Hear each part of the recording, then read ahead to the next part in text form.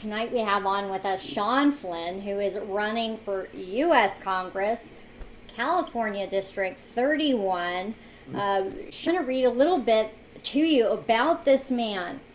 He is a strong candidate, and he has a background which rivals those in Congress currently.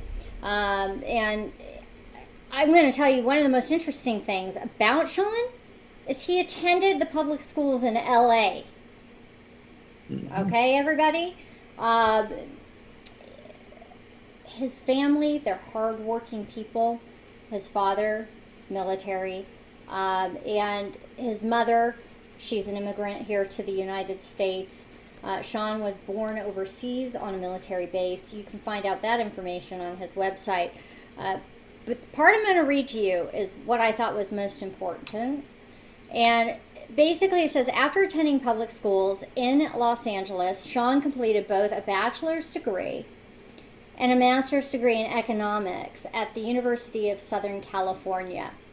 Still fascinated by the economy, Sean won a scholarship to UC Berkeley. Everybody, he survived UC Berkeley, where he earned a doctorate in economics in 2002. While still only in his early 30s, Sean's skill at explaining the economy gained worldwide attention after he wrote the international bestseller Economics for Dummies. I just love that. I love that. That's one of my favorite parts. Just 2 years later, Sean became the co-author of the world's best-selling economics textbook. Sean has had a successful teaching career, first at Vassar College in New York, and since 2009, Scripps College in Claremont. Sean believes economics should always be translated into entrepreneurship and practical solutions to real problems. Sean believes that prosperity starts with world-class public schools, and it extends to affordable college and vocational training, lifting the burden of student loan debt, creating jobs by cutting red tape, and delivering quality, affordable health care to every member of our community. Now, doing so with strong economic background and the knowledge to be able to do it. Now, this is one of my favorite parts. I know I want to talk to you, Sean. I want to hear everything about all this. You're just like one of our most exciting guests ever. But what I read about you was a quote, very interesting. It said, "We must put renewed emphasis on vocational training in our high schools. Our young people should have the opportunity to learn practical skills that earn high wages. But real prosperity will only be realized if businesses can afford to hire people." And I believe that's the missing link. People have to understand the balance. Welcome to the Erin Cruz Show. We can't wait to hear what you're going to be able to do in U.S. Congress. Well, it's great to be here. Thank you so much for having me, and you're making me blush. That was quite an intro. Well, it was everything you pretty much wrote on your website, but I just pulled some pieces out. You know, we have some of the most brilliant minds, and they're doing really stupid things up in D.C. You know, they have the highest level of education, but they aren't putting the knowledge to work except for themselves in their own pocketbooks. I mean, what are some of your solutions? I mean, are you standing with Donald Trump with some of the work that he's doing to help bolster the economy? Well, you know, I've been very grateful that the Trump administration chose to follow the Reagan administration. You know, there was a big tax cut package in 1981, and I mean massive. I mean, the top rate had been at 70%, and they dropped it down to, I think, 28%. And in Republican minds, and, you know, I'm a Republican, what we tend to remember of that incident was that, oh, my goodness, the economy took off, started growing. It must have been all the tax cuts. But in my opinion, as an economist, someone who studied this, it was probably mostly regulatory reform, right? And so Donald Trump, you know, promised us 2 regulations out for each new one in. And someone just did a count recently that it's actually at 22 to 1. And so, you know, when you look around, you know, where the economy is now growing at 4.2%, it might hit 5% in the next quarter. That to me is really getting rid of because we need some regulations, right? You got to protect the environment. You got to protect workers. There are legitimate things there, right? But we have so many regulations that are stifling business for no good reason and just helping lawyers get richer. And so I really, really do think the president's doing an amazing job on that aspect. And then this whole trade war thing, wow, Europe caved, Mexico caved, China's isolated, and it was really amazing because everyone thought, and as an economist, we're told, avoid trade wars and this and that.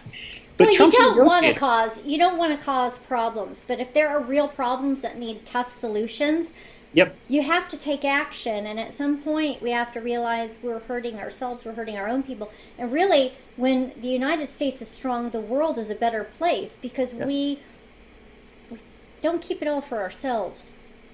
We do have world trade. Yep. So and then also, unless we maintain the world's strongest economy, we won't be able to maintain the kind of military necessary not just to keep us safe, but to keep Europe safe, to keep Japan safe, South Korea safe, Middle East safe. Absolutely. And so I'm also glad that we have an administration now that believes, as Ronald Reagan did, in peace through strength. These are great things that are getting done now.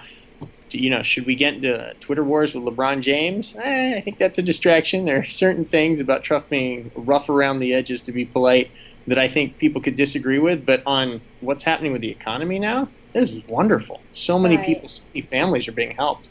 Well, now, you speak about regulatory reform under Ronald Reagan, and you're speaking to that about the Trump administration, President Donald Trump administration. Regulation is just a pre-tax, really. It's just building up for what you're going to be doing in the future. It costs money. All of this everything that government does costs money. Mm-hmm. And I don't know about you, but government is not efficient.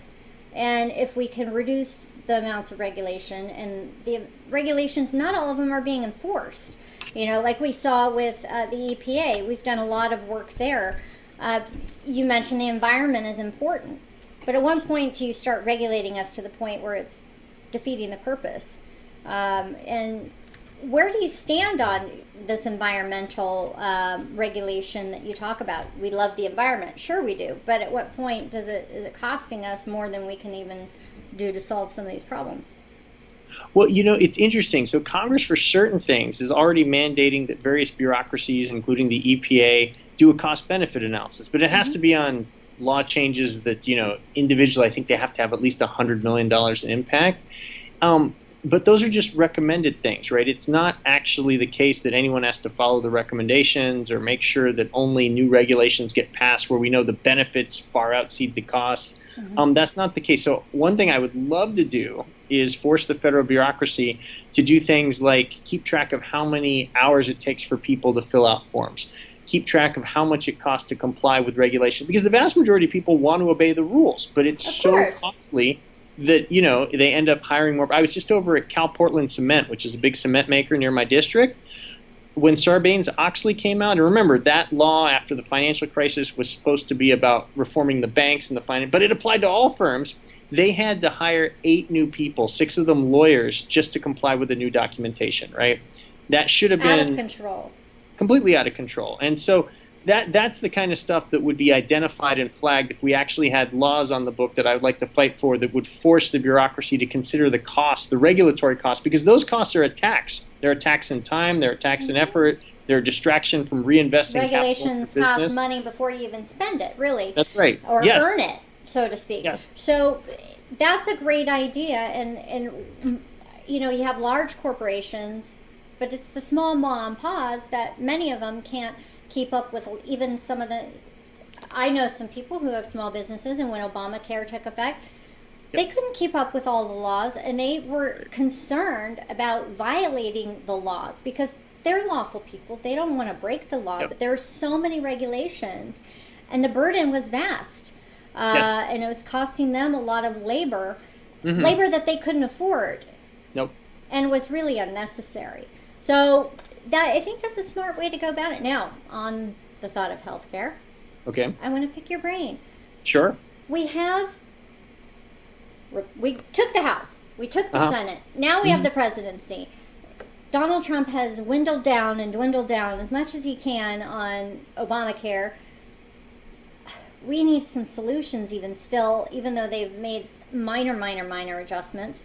Sure. What do you suggest? How is it that you're going to be able to bring people to the table once you're elected to get them to move in the direction of repealing Obamacare? Do you stand for that?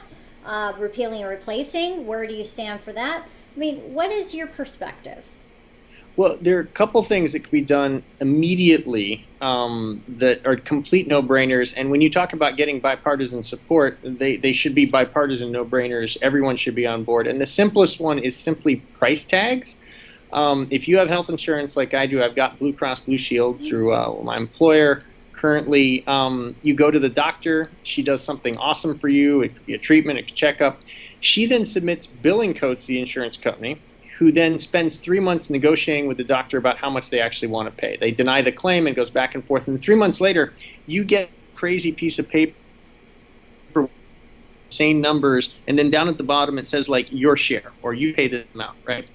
That's not a system that's conducive towards comparison shopping or competition, right? If you can't get the prices in advance, then there is no competition. You know, imagine walking into a Walmart and they didn't tell you what the price of anything is. Imagine going to a car dealer and them saying, hey, just drive the car off the lot you like. We've got your credit card. In 3 months, we'll just start billing you something every month. We're not going to tell you. But that's exactly what is going on with the pharmaceuticals, with the device manufacturers, with routine doctor's visits. There is no competition in America. And what's shocking here is, you know, I've looked at all the estimates and this and that. Price tags just by themselves and the follow-on effects of all the competition would cut health costs 50%, like slash them in half, right? And we know this from things like LASIK eye surgery, anything not covered by insurance, elective procedures like cosmetic surgery, LASIK eye surgery, they actually have price tags. You can call the doctors who do those and ask how much is this going to cost me, and they'll tell you. But for anything covered by insurance, which is the vast majority of our healthcare spending, no price tags, no competition, and a lot of people getting really rich. You know, think of pharmaceutical companies, device manufacturers, off the fact that they've got little cozy monopolies going on. And so one of the first things I would like to do in Congress is just have price tag legislation. As dumb as that sounds, that we need to have price tag legislation, that would do so much good just on its own. Well, one of the things we see with government is it's not efficient. Mm-hmm. And they come up with this crazy idea of what they want to accomplish and how they're going to accomplish it. Sometimes the best solutions are the most simplistic, and it's not going to help, if you're in government, your budget, or if you're in government, those people who have been scratching your back and you've been scratching theirs, and help their budget. So I think that's another concern, is some of the ties between insurance companies, big medical firms, if you will, lobbies, and Congress. It's an issue. And I don't know if you view it that way, but I view it that way. And certainly you're right on the price tags. I can go to my doctor and I can say, what does this cost? And they'll say 20% of the contracted rate. Yes. Which they don't know. As soon as we submit it, then we'll understand what that contracted rate is, and then we'll be able to let you know. And that's a concern to me, and I can always go to the insurance company and say, what's the contracted rate for this? And they'll say, well, it depends on the billing code. So it depends on how it's submitted. And it gets really super complicated, and it really shouldn't be that complicated. Nope. And we have a big enough system and enough people working to make our lives better that they shouldn't be making it worse. And with some simple solutions like price tags, that might be one to make people accountable. That's part of it. Do you think? Yeah, and you know, getting back to what you said about the special interests in healthcare, the current system feeds on itself, or rather sustains itself, because you've got all these companies who are making out like bandits unearned profits, right? You know, normally a capitalist, a market guy like me would say profits are good, but only if they're earned, only if they're deserved. If you rig the healthcare system with no price tags so you can make billions and billions of dollars, guess what you do with some of that money? You go throw it at lobbyists who lobby Congress and then keep the whole corrupt system going.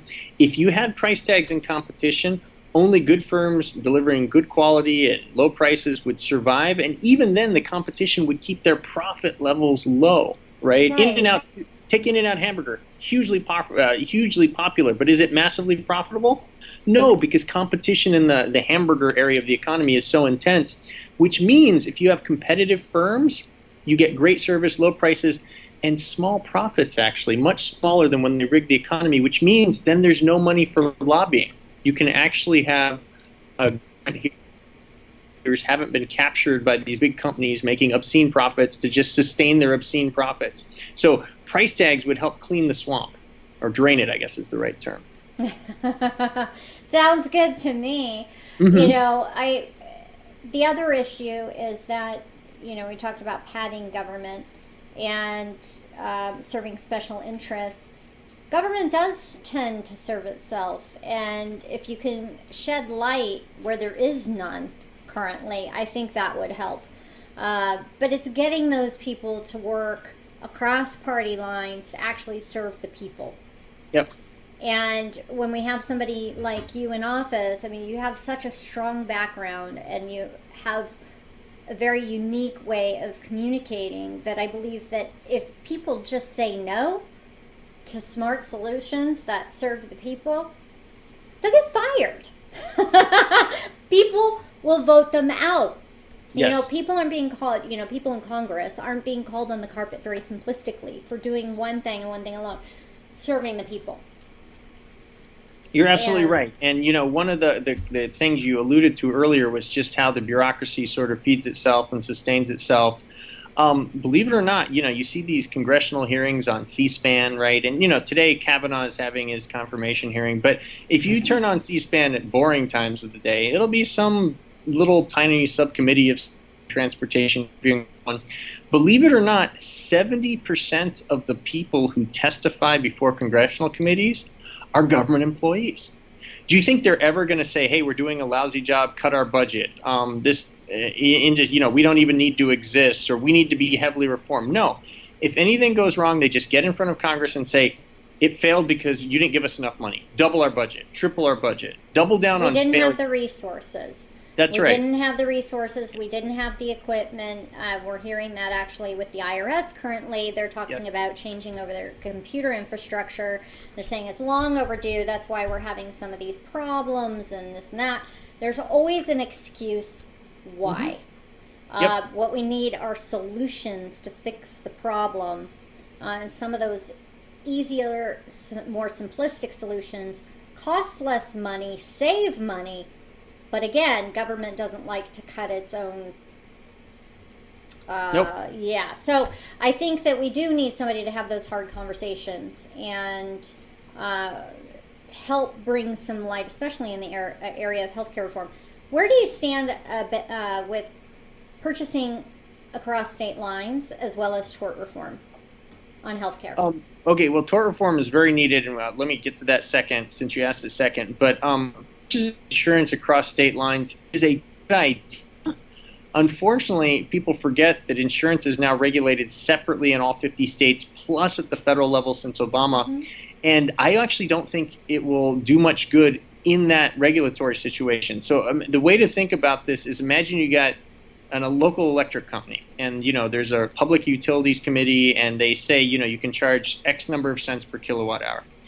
Imagine if you said, all right, well, we're going to cut the price of electricity by bringing in competition, or you could buy electricity from across state lines. Well, if the local regulator is saying that everybody, including the new competition, has to charge exactly the same price as the original monopolist, you don't actually get any lower prices because there's no actual competition. And so we know the regulators in all these states have largely, the entity they're most responsive to is the insurance companies who rig the regulations to keep their profits going. So any competition across state lines would be sort of fake competition, faux competition. And so I actually don't think it would result in lowering insurance rates that much. Now, would it do any harm? Absolutely not. I don't see how it could do any harm. So we should definitely go for it. But yeah, in and of itself, it's not going to do anything good given all the current regulatory system. Right. But pairing it with the other options, do you think that might help it find more balance? Yeah, but what we really honestly are things like price tags, where there's competition below the insurance level. You know, when you and I get to make decisions about where to spend our budget, better deals, more than third-party payer insurance bureaucrat who's deciding how much to reimburse a doctor. They don't really care about quality. They don't even know if you got good service. Competitive pressure. So it's true, yeah, we would like more competitive pressure at all levels, including the top level of, you know, competing for insurance policies across state. But let's take some of that control and power away from the insurance companies and give it back down to the individual. Let's give them price tags so they can comparison shop. That's where the real missing competition is, in my opinion. Okay. So you believe that that missing portion, the transparency, is one of the key components to that big padding. I get that. Absolutely. And we know this because of things like LASIK eye surgery, right? There's elective procedures where there are price tags. And, you know, LASIK eye surgery used to be like thousands of dollars an eyeball. It's now $500 with a Groupon, right? And I made you smile, but the Groupon part is the important part, because those doctors, since there are price tags, they have to market, they have to do sales, they have to rely on repeat business and word of mouth. The guy who puts in your heart stent doesn't have to do that. Knee surgeon doesn't have to do that, because there's no price tags. There's no competition. If you get the same level of competition as we had in LASIK, as you in everything else, prices will plummet, quality will improve. And so that, to me, is the missing competitive element that, you know, would be many times more effective, 100 times, than interstate insurance competition. Well, it also creates a climate where people have a positive outlook about the issue, because in so many cases people might not go to the doctor. It's too expensive, or perceived as too expensive, when in fact it might be something that's entirely covered.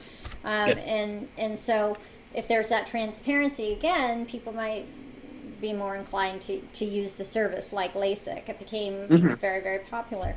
It drove down, you know, anyway, we could go over and over and over that part again. But where do you stand on the tort reform?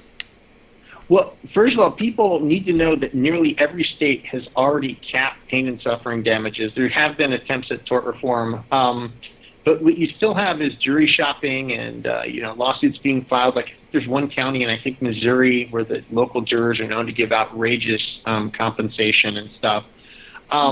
So the best way I've ever heard of doing this is instead of, and another country actually does this, another former British colony like us, they, you know, have a common law legal system like we do, and, you know, you can sue for pain and damages and torts and all that stuff.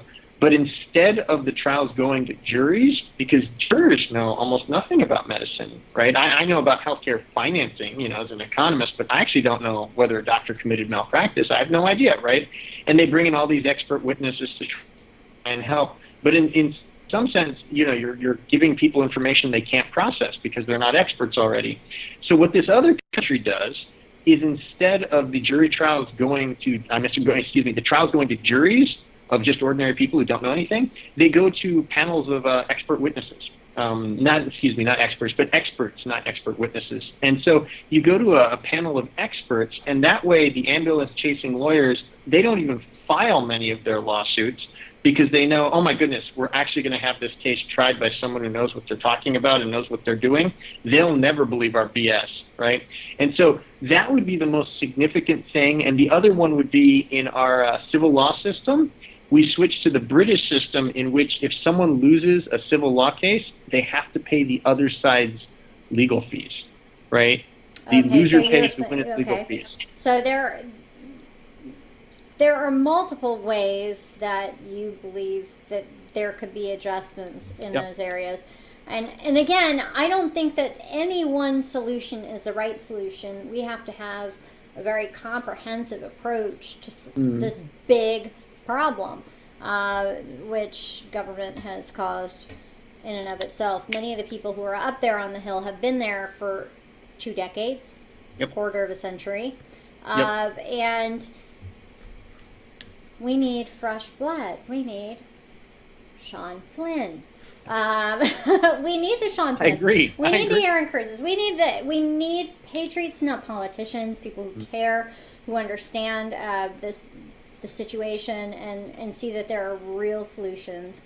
and will make those hard and tough decisions. Tort reform and the comprehensive idea behind some of those tough solutions, they haven't been able to get to the point to agree. I know you have a very practical way of speaking, and obviously for economics for dummies, does that include Congress? Yes. You know, these people aren't stupid. I'm not saying they're stupid. I'm just saying that they're not doing the good work for the people. But I think that, you know, we need people to be able to talk to both sides. How do you reason with the unreasonable? Well, I think the best way often is asking people questions. Like this young Ocasio-Cortez woman who looks like she's going to be a Democratic congressman come November. You know, she's a full-on socialist. But then you just ask questions like, you know, hey, how are you going to pay for that? Yeah, how do you pay for that? Or what do you think about Venezuela, right? Right. You know, what do you think about people literally starving to death in a country that used to be very fertile and abundant and has the world's largest oil reserves? Ask them about North Korea. Ask them about Cuba. You don't even have to get into the human rights stuff, just into the economic stuff. Ask them why it is that the richest countries in the world with the greatest increases in living standard, well, they're the ones that have the most market economics. And, right? Just, you know, I think, you know... Get back to the basics. Yeah, and they'll, you know, if they're at all willing to listen or think, you won't win them over when you ask the question, but it'll rattle around in their head, annoying them for weeks, months, and then it will open them up. Because, you know, people, when they have that kind of a worldview and they're boxed in by some bad ideas, it takes a while to get out, right? You know, we don't expect people going into rehab to be instantly cured of alcoholism in a night. Right? Same thing with socialism. These people are addicted to a bad idea, and you ask them a lot of questions about how is this affecting you? Is this actually going to be good for the world? Look at this evidence. So I've always, you know, my training as a college professor too, and one of my hats. That's the best way to do it. Let people teach themselves. You give them the question, and then let them find the answer. Boy, I'd love for Pelosi to have a teachable moment about that Obamacare that the Democrats voted for on a party line, because it really hasn't served the people. Mm-hmm. And the people woke up, they turned over the House, they turned over the Senate, but it just seems like we have to get back to the place where we're understanding there's still a problem there. And, you know, there are solutions. You're proving that. I mean, you've proved that with your work. That there maybe isn't just one road to get there, but together we can make a difference. But we have to be able to have that conversation. Where do you stand on, and this might be an interesting conversation with you and for people to hear, where do you stand on immigration reform? You know, we have a lot of problems, and people need, I believe the people deserve a solution. The United States citizens deserve a solution to this ever-ending question. Build the wall. You know, comprehensive immigration reform. You know, but people are confused. They're worried because of what the media has told them, that a lot of people suffer and we'll have to send all these people home. Where do you stand as an economist and somebody who's running for, you know, the House of Representatives on this issue and some of the solutions that you propose? Okay, so they're all up on my website, and they haven't changed in 2 years. So these really are things I believe in. I thought about these a long time, and I did a ton of research to find out what current immigration laws are and everything. The key point with all this stuff is that you need to separate out border security on the one hand from legal immigrants on the other, right? We need it. There's unbelievable amounts of drug running coming across the border. Human trafficking? Oh, yeah, the human trafficking is just such a tragedy. And in my district, we've got real problems with that. And, yeah, so you need to get the border under control. Do I think we need a wall all the way across? No, it would be a waste of taxpayer money. There's a few places where it's called for. Other places, drones, foot patrols, you know. There's parts of the technology, infrastructure, manpower. Yeah, and so, you know, and also just finally demanding of the Mexican side of the border, hey, you guys have to help us enforce this border too. It'll be good for everyone, because right now Mexico's got 60,000, I think 60,000 drug cartel murders a year.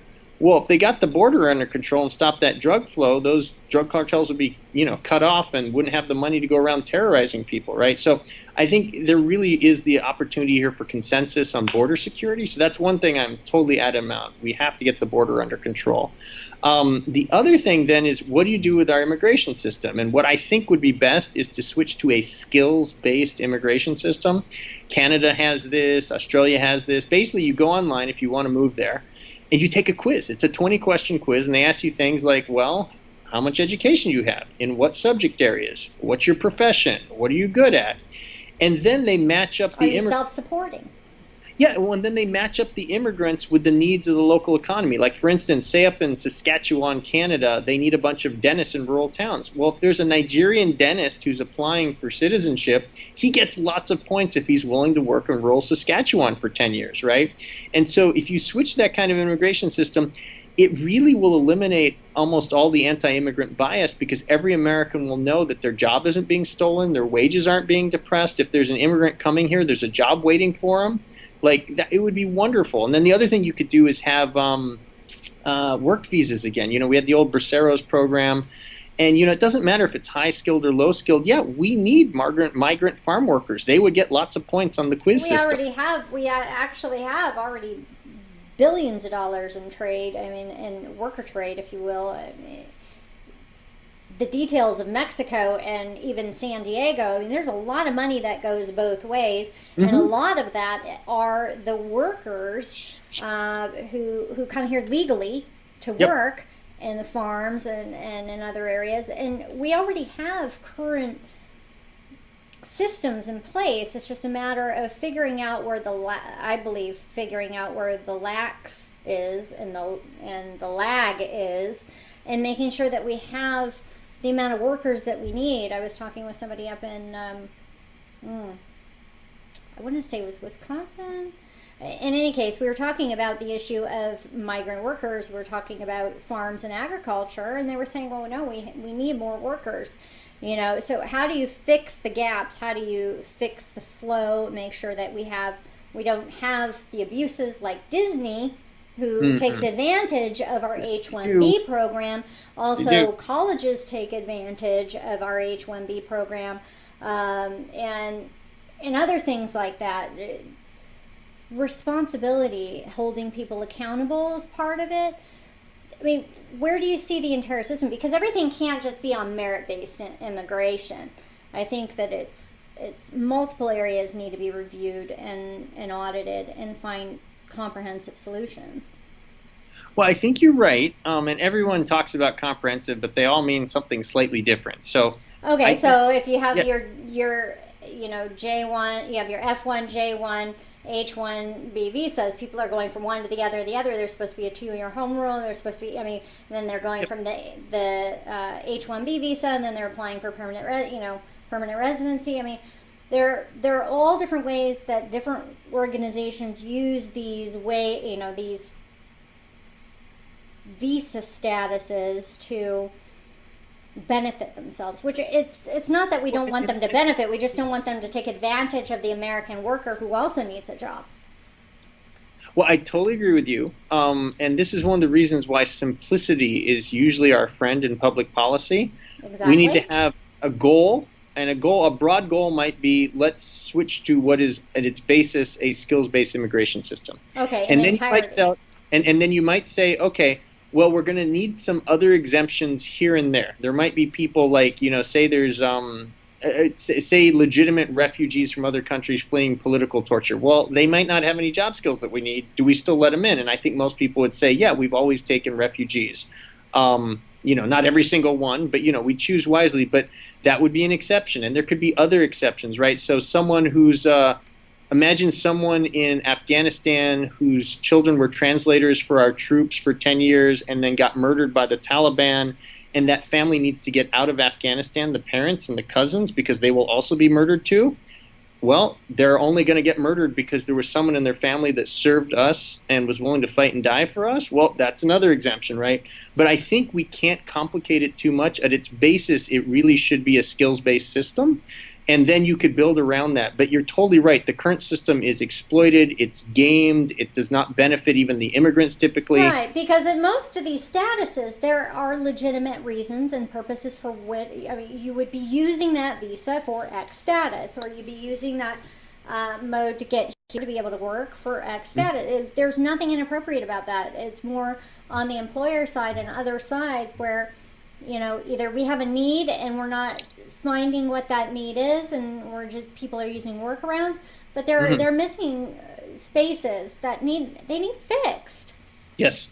And there shouldn't be any reason why somebody is here not on a status of sorts.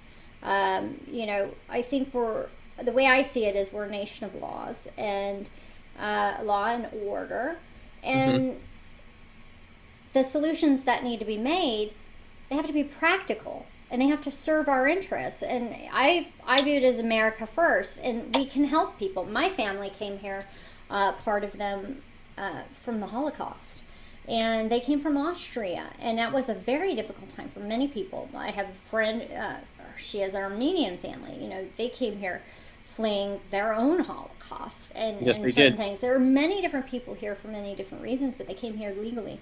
And so I do believe that we have a system that does work. It's just it's being abused by certain interests, and we need to find a way to make sure that the people who are currently here without statuses are dealt with. What is your solution to, say, DACA and those other people?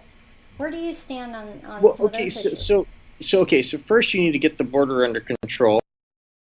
Among other things, would stop any further illegal immigration, right, if you actually got the border control. So then the question is, what do you do with everyone who's already in the country who is without papers? And then what I say is, first, spend 6 months building this comprehensive immigration reform. Set up the new rules in the new system. And then you can retroactively apply it to anyone who's here illegally. And by what I mean by that is, we're going to have this skills-based system, right? And people could say, hey, I take the quiz, this and that. So someone who's been here illegally, and by the way, we don't know who they are typically because they've been hiding out from the authorities. We don't even know they're here. We know they're here, but we don't know whether that particular person's here. They could then come forward and say, yeah, I'm here without things, papers. I'm going to go online and take that quiz. I'm going to go take that quiz, and if I get enough points, then I can apply for citizenship too, just like someone from Nigeria or Indonesia or anywhere else. They would be judged by the same system. And what would be great about that is they don't skip in line. Like, how do you tell a guy in Mexico City who's been applying for the green card lottery for the last 20 years, trying to do everything legally, how do you tell him that someone who came in here illegally is going to get ahead of him and have this is the great tragedy. People from China or India or anywhere else that are waiting, they're waiting up 7, 10, 12 years to even get the opportunity. As a basic piece of morality, you can't let someone who slipped in here illegally and didn't want to play by the rules get ahead of someone who wanted to play by the rules, right? And so I think they should go to the back of the line. Now, could you at the same time give them temporary worker status and a work visa, permanent work visas? They could cross the border and make sure they've got a real Social Security number and they're actually paying their taxes into the system. Yeah, and I think that would be a place where we could find a political compromise. But the first thing, and I think we agree on this, I think everyone agrees on this. And also make sure the one component, and I don't mean to interrupt you. Please hold your thought. And you're a smart man, and I know you can, and I know everybody else who's listening is smart too, and they can as well. But the one part I see missing, and people do talk about this, but they miss this point, is we also have to make sure that they're not wanted by any other nation. They don't have a criminal background. Because part of that is a lot of the individuals who've come here, even DACA recipients, they may have been smuggled here, and they may not have applied for DACA because either they're not old enough or for whatever reason they're afraid. Whatever that reason might be, hopefully they're not actual criminals wanted in another foreign nation. But we need to know who's here.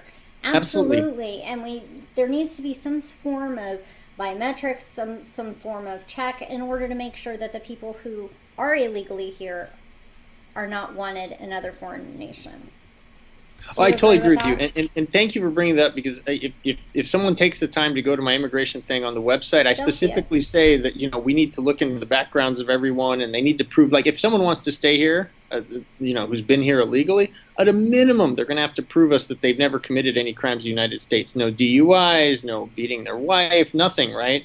And then in addition, I'm glad you brought that up, we need to make sure that they're not criminals back home, right? Because a great reason for someone to want to cross a border is they're fleeing from the police in their home country. And, we know actually from our own statistics, right, Homeland Security, for all the people they catch every year at our borders and our ports coming in from all over the world, fully 20% of those people, after background checks are made, fully 20% have criminal records in their home countries. Right. And half of those, so half of the 20%, so 10% of the total, these are serious felonies. We're talking rapes, arsons, murders, massive, robberies. Besides the crimes they've committed and should be held accountable to, and for these people also are a very large risk to our population and our children and our communities, and that is a concern, and that's why I wanted to talk with you about this. And it's even more important for people to pay attention at the end of the show and get your website, because people need to really understand there are solutions. Yes, there are. They're common sense solutions, and they could be implemented. And what's really shocking here is they would also typically save a boatload of money, and also right. in the case of preventing any more like Kate Steinle things, literally save lives. I mean, this isn't just a bunch of political posturing or, one side calling the other side racist. Mm-hmm. This comes down to people dying because of bad policies we have right now. And so to me, it's also a human rights issue to get that border under control and fix our immigration system. Absolutely. And I agree with you there, because, people always talk about drugs and those other illegal things that come through, but the human trafficking is a huge part of it. And it is a concern. It's a humanitarian effort, really.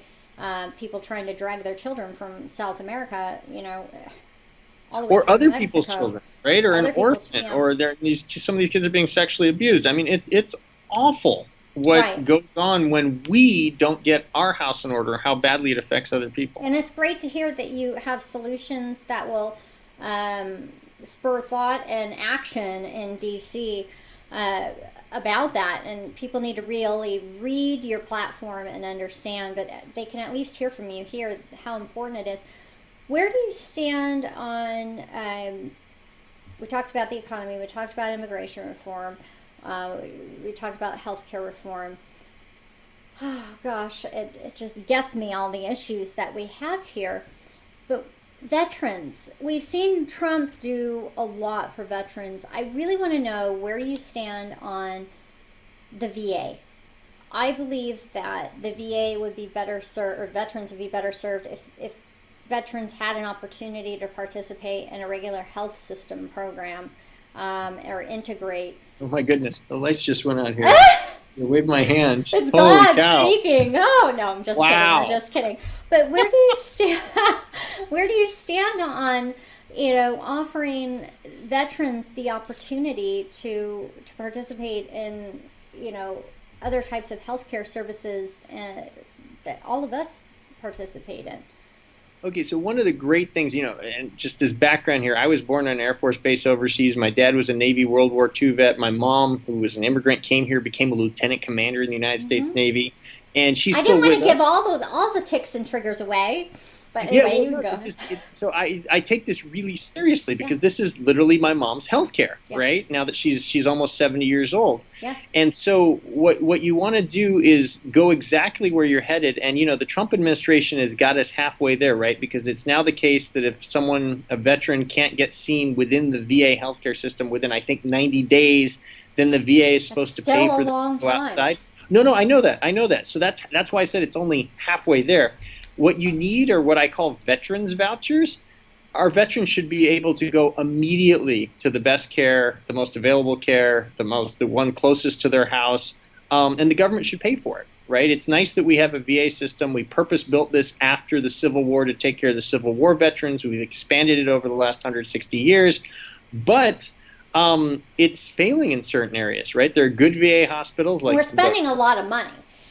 There's no doubt that we're not spending. I mean, we're spending the money. Yep. It's just a matter of what they're doing with it and the care that they're giving, and they're not as efficient as they should be. Yeah. And so... Yeah, so I think we need veterans vouchers. Veterans should, these are seasoned human beings, men and women who fought and nearly died for their country in many cases.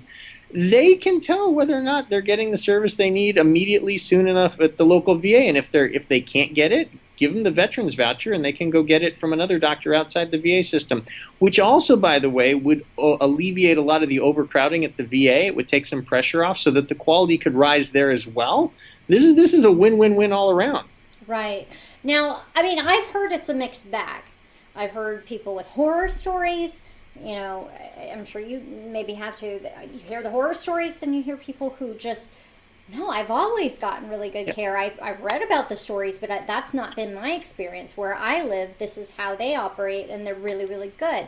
So, you know, it definitely something needs to be done, and to give these veterans solutions. But we do need a bigger solution, which is something to deal with the VA, because they're supposed to have done this huge overhaul, and they really, what I'm hearing is not much has changed. Well, I've heard things from veterans, you know, and this isn't just speculation, saying things look like they're heading in the right direction. This is all changed for the positive. Facilities are improving. Definitely the standards, you know, demanded of the physicians and nurses have been raised over the last couple decades. But other things the VA does are still completely botched up, like records, right? So if a vet applies for certain benefits, they have to prove during their, you know, military history that certain things happen. They often can't get the records. The VA is still running on paper records, and they literally have to go into warehouses somewhere in Virginia and pull out paper records, scan them, get them back. And this can take months sometimes. Right. Months while someone is in suffering, is in pain. These are our heroes, right? So we shouldn't let, I mean, God, stupid bureaucracy. Literally, we need to find a document and photocopy it, and we can't get that done for a veteran. That could be really, really easily cleaned up, right? We all know how to photocopy, right? This isn't difficult, but the VA needs the resources to get that done and scan the documents and make it electronic. Well, yes, and you know, for those people who are concerned with the overall cost of healthcare of these veterans, you know, they are our veterans. It's also overall compensation. They did the hard work. They need care, period, and especially serving their country. And so there's no question that they need the care. It's just a matter of how do we get the coverage. And so, yes, I think that if you would work very closely with the Trump administration and other congressional members to find those solutions, vouchers, whatever it might be, these people need care. They can't just keep continuing on, you know, in dire situations where their lives are literally on the line here on our soil while they're supposed to be safe and taken care of.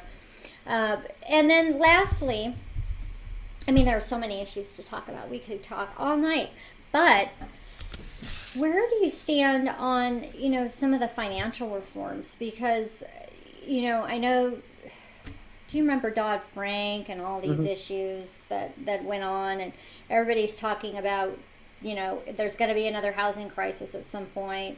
I don't know if you've heard that. I've now started hearing that. The economic bubble, you know, that Donald Trump has created, that's another concern. What I'm concerned about, nobody's really talking about, is the Obama administration's student loan programs bubble. All those bloated student loans and all of the, you know, we need a solution before it's a problem. And I think it's already a looming problem. So you're absolutely right. I've got literally hundreds of former students that are $50,000 to $100,000 or more in debt. It's strangling job creation. They can't move out of their parents' basements. You know, they're in jobs they hate because they've got to be. It's a total mess for this entire generation. And also their parents and grandparents co-sign the loans. So the parents are in hock as well.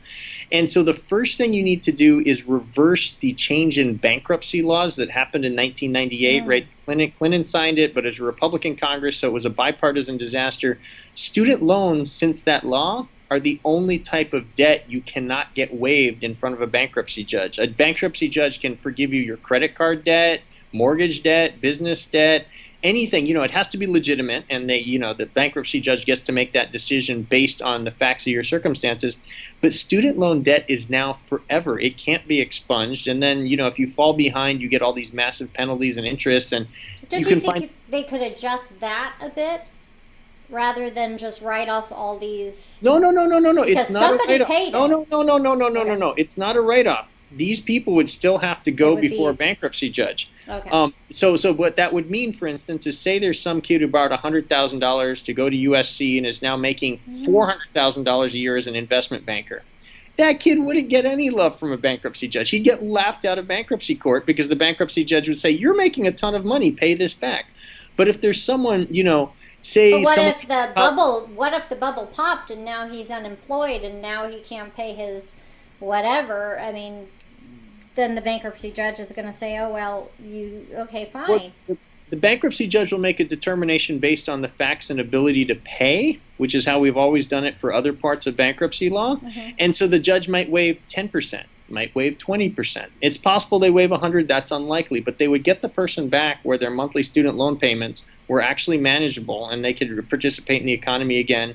Because you remember, all this money, any student loan check, it doesn't go back into your local economy. It goes to a bureaucrat in Washington at the Department of Education. All that money that's going to student loan repayments is money sucked out of local economies. And here's a statistic that's horrifying. There are currently, I think it's 839,000 Americans over the age of 65 who are still paying off student loans. They are literally taking part of their Social Security check and turning it and writing it right back to the federal government, to the Department of Education. This is unconscionable. You also have cases where, someone went to college, they you join the military, they go to Afghanistan, they step on a landmine, they're permanently disabled for the rest of their life, but they can't go to a bankruptcy judge. They're still being asked and hounded by creditors to pay their student loans even though they can't work. I mean, this is completely unconscionable. So that's one thing. And then the other thing we need to do is get rid of the current student loan program, because the schools know that kids don't even have to graduate. They don't even have to finish the semester.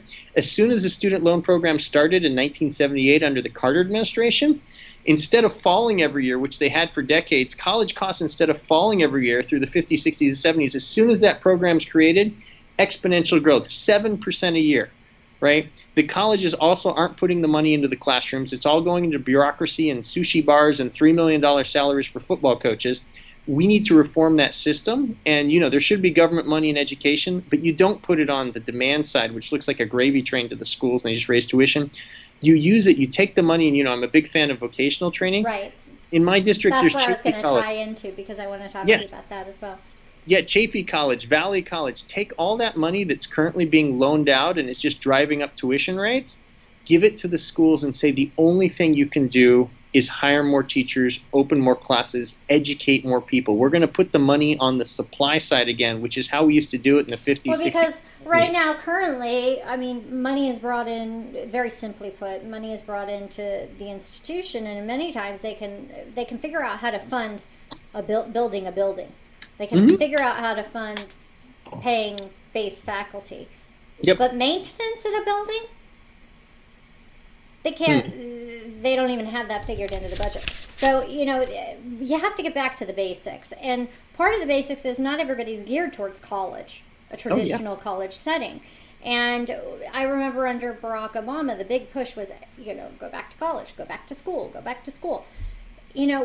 Technical schools are needed largely here in the United States, and we've lost part of that. We used to have shop in the high schools. We used to have different types of training at the high school level.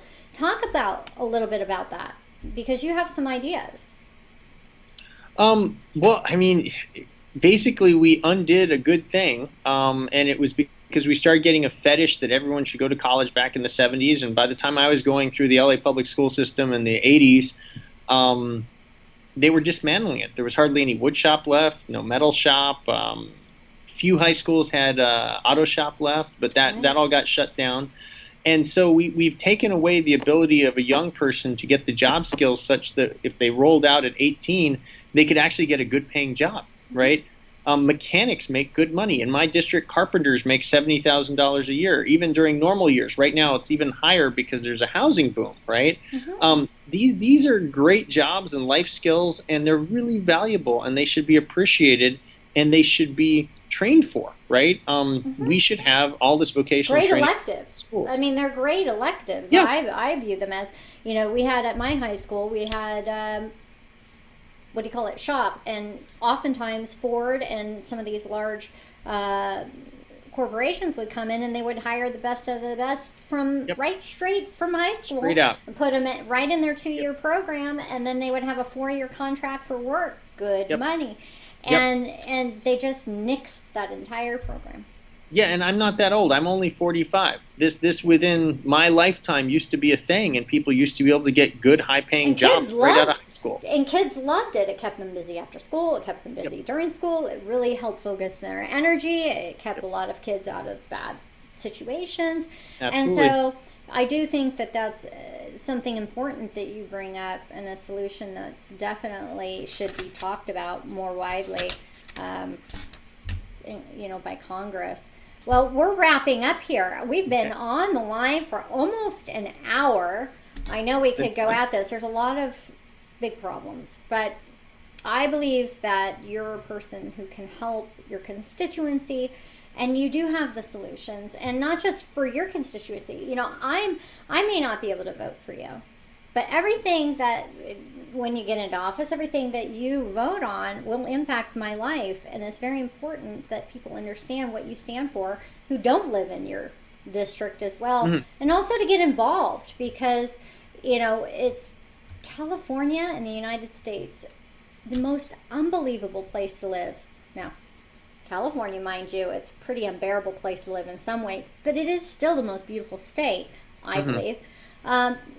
Where can people find out more information about you? Can you tell us your name, a little bit about yourself, and then let people know where to find more information on you? Because I don't even think we've mentioned your website. Okay. I'm going to put it below. But okay, thank you, Erin. So my name is Sean Flynn. That's S-E-A-N and then F-L-Y-N-N, Sean Flynn. 2 very Irish names, although my middle name is Japanese. It's Masaki. My mom gave me that. But we're running me as Sean Flynn. And the website is SeanFlynnForCongress.com, and that's F-O-R Congress, SeanFlynnForCongress.com. And then all of our social media, the Instagram, Twitter, Facebook, all of that is under Sean Flynn CA, like Sean Flynn, California, Sean Flynn CA. And you can find all sorts of stuff. And if you Google my name, you can find, healthcare videos. You can find, if you look deep, you'll find some martial arts videos, because I used to be a serious martial artist and stuff. Yeah, you even brought several people to championships, yes? Yeah, I coached five students to championships, national championships, something I'm very, very proud about. It's really amazing when you see someone fulfill all their potential and, do amazing things. So I would like to do that in Congress as well, help as many people live vibrant lives and their pursuit of happiness the way they want to. And our government currently, in many ways, is getting in the way of that. Right. Well, undoubtedly, I'm sure that hopefully you'll get a lot of feedback. And also, people go on his website, read about him. I mean, I know you've heard a lot here, but he does have a comprehensive website for you to learn all the ins and outs. Send him an email, ask him questions, grill him, if you will, especially if you live in his district. Mm-hmm. And donate your time, talent, and treasure. Whatever you can. I'm sure that Sean could use your help. Thank you so much, Sean, for coming on the Erin Cruz Show. No, Erin, my pleasure. Thanks for having me. This has been great fun. Absolutely. And you're amazing. Thanks for doing what you do and spreading the word and getting good people elected. Thank you very much. Well, we all need to work together. We have a long road ahead of us, but I believe we can do it. Okay. So, you're right. It's a team sport. Thank you. Yes. God bless. Take care. To hear more and to learn more on how you can make an impact or about the Erin Cruz Show, visit us online at erincruz.com. That's ERINCRUZ.com.